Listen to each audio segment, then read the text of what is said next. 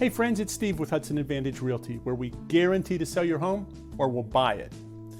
If you joined us for our previous videos, we've been talking about the state of the real estate market by addressing the big question, are we in a housing bubble? Though we've seen increases in home values, we've talked about the quality of the loans and the real demand in the market. So let's continue. Let's talk about mortgage debt and affordability. Big topics. The latest Fed report shows us something important, the household debt service ratio. That ratio is your debt and mortgage as a percent of your disposable income. Disposable income is basically your take-home pay, the money you have left over after you've paid your taxes. At the height of the housing crisis, that ratio was 7.21%, whereas now it's just under 3.5%. So in other words, less of your disposable income is going to pay for debt and mortgages. Do we have a problem with people being over-leveraged or taking on a ton of debt like what happened back in the housing crisis? Not at all.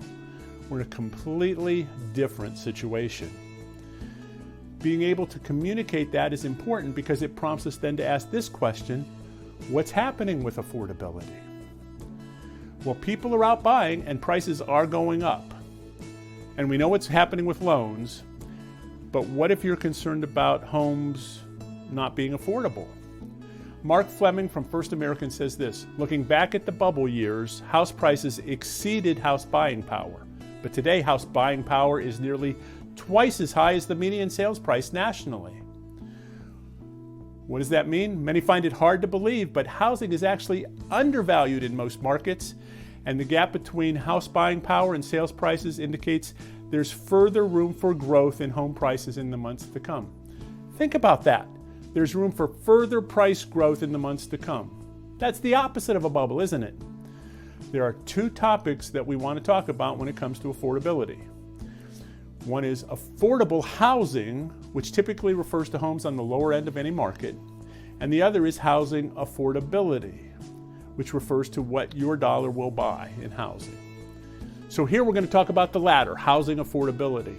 And there's no doubt we need more homes in the lower end of the market, that topic. And that includes Charlotte big time. But we're starting to look at housing affordability, and for that we go to the Housing Affordability Index. And the question that comes out is, homes just aren't as affordable today. And how's that going to play out? Well, the question you always want to ask is compared to what, right? We know that homes over the last couple of years were more affordable than they are today. But compared to 3 years ago, they're actually more affordable today. Think about that. So the moral of the story right now is that homes are affordable. But housing affordability will become more of a challenge as time goes on. So you may want to think about making a move now. There's three components: home prices, interest rates, and wages.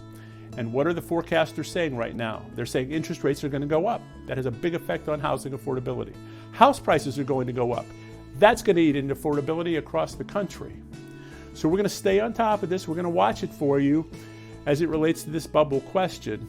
But right now, we see good things happening in the market. So to get more answers to your questions, subscribe to our videos. We're going to continue to take a deep dive into the market so you'll be an informed consumer.